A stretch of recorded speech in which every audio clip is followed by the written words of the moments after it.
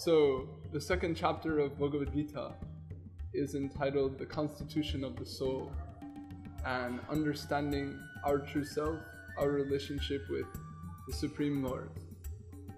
And in the second chapter of Gita, the dialogue between Krishna and Arjuna begins, where Arjuna expresses the gist of his inquiry, his confusion, and the Lord begins to enlighten him about the nature of the soul's relationship with the Lord, and free him from the confusion and the sorrow that he feels within his heart. And there, just prior to Krishna beginning to speak, Arjuna presents himself to Krishna as his disciple. He says, Shishyashteham mam tam prapanam. He says, as your disciple, I am here inquiring from you. I am confused. I don't understand what is the Dharma, what is the eternal way, the true way that I should live by. I'm having trouble understanding that, and I'm feeling sorrow in my heart as a result. So please, speak to me, enlighten me as to how I can follow the Dharma. And then, as Srila Govinda Maharaj explained, Krishna's first begins his instruction with a slap. And he says, Ashochanan vashoshastam pragya varangshcha vasase gatasuna gatangsumscha nanu shochanti pandita. He says, you're crying over nothing. To put it straight. What should not be cried over, what should not be lamented about, you're lamenting about that.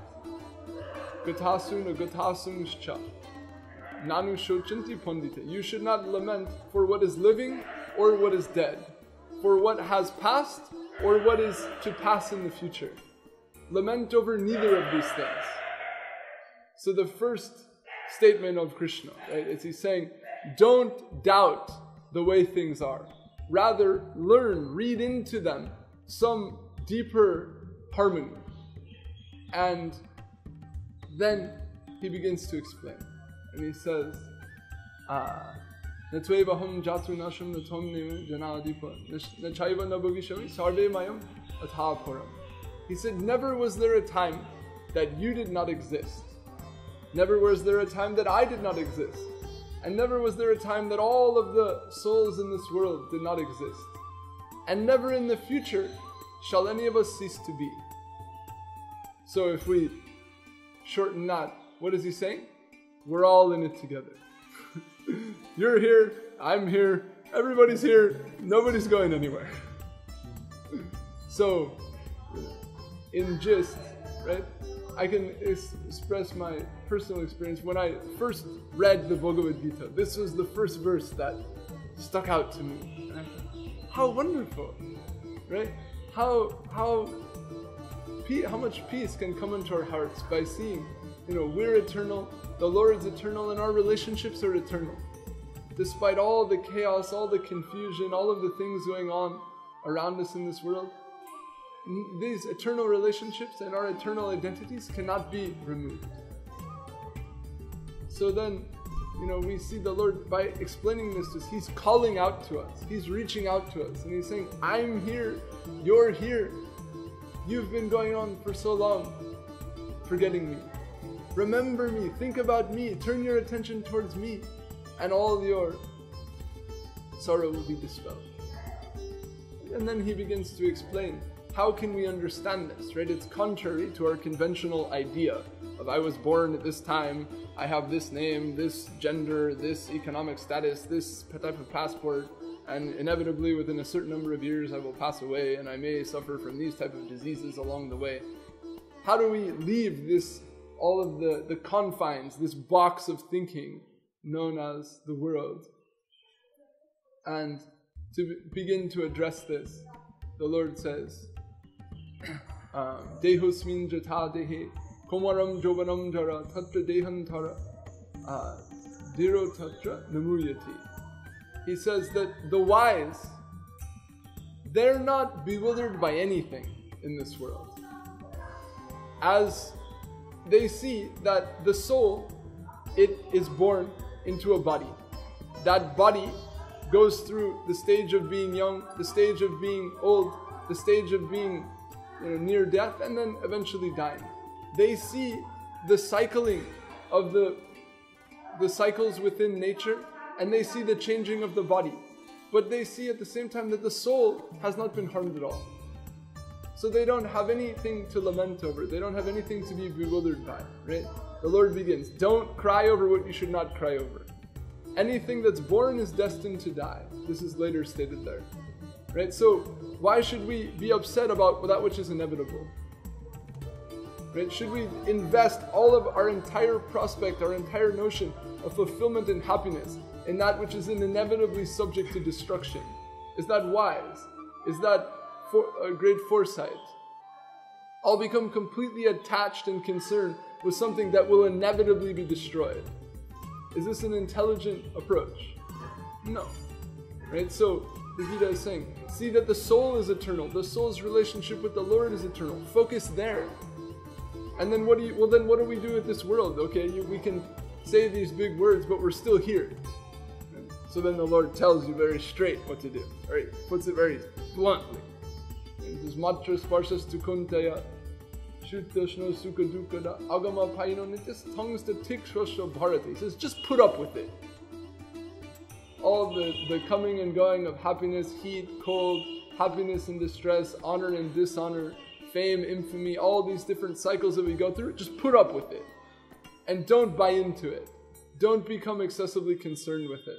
Don't think that when you're poor, outcast, unwelcome, and unhappy, that you should therefore be upset. And don't think that when you're glorious, rich, powerful, and so good, that's a cause for happiness. Don't buy into either of these things.